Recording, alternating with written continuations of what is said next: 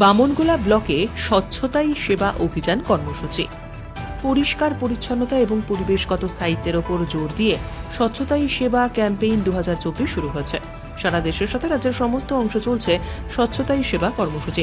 17 September থেকে শুরু এই কর্মসূচি, চলবে 1 অক্টোবর পর্যন্ত। মহাত্মা গান্ধীর জন্মজয়ন্তী পালিত হবে স্বচ্ছ ভারত দিবসের শেষ দিন হিসেবে। এর আগে এই পক্ষকাল ব্যাপী স্বচ্ছতার সেবা কর্মসূচির মাধ্যমে সামাজিক সমস্ত ক্ষেত্রে পরিবেশকে পরিষ্কার পরিচ্ছন্ন সবুজ করে তোলার আহ্বান রেখে রাজ্যে চলেছে সকল স্তরে স্বচ্ছতা কর্মসূচি। ভারত সরকারের অধীনস্থ নেহেরু যুব কেন্দ্রের উদ্যোগে এবং বামনগোলা ব্লকের ডাকাতপুকুর DSS ক্লাবের সহযোগিতায় পালিত হয় স্বচ্ছতাই সেবা কর্মসূচি। উপস্থিত ছিলেন ক্লাবের সেক্রেটারি হরিপদ মাহাতো, সমাজকর্মী শিবানী মাহাতো, বুলবুলি মাহাতো সহ একাধিক পরিবেশপ্রেমী ব্যক্তিগণ।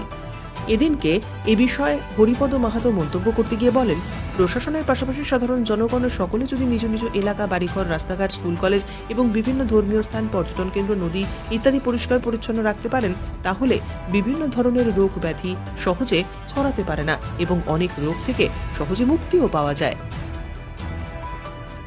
অধীনস্থ নেহেরু যুব কেন্দ্র মালদা উদ্যোগে ডাকাতপুকুর DSS ক্লাবের সহযোগিতায় বামনগোলা ব্লকের ডাকাতপুকুর গ্রামে আজ আমরা স্বচ্ছতা হি সেবা প্রোগ্রাম অনুষ্ঠিত করলাম, যেখানে আমরা বাড়ির আশেপাশে নোংরা আবর্জনা, রাস্তাঘাট পরিষ্কার এবং একটি র্যালির মাধ্যমে জনগণের সামনে একটা বার্তা দিলাম।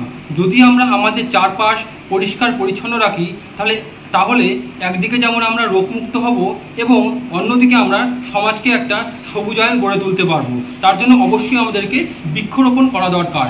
এবছরের থিম হচ্ছে স্বচ্ছতা পরিষ্কার এবং সংস্কার পরিষ্কার।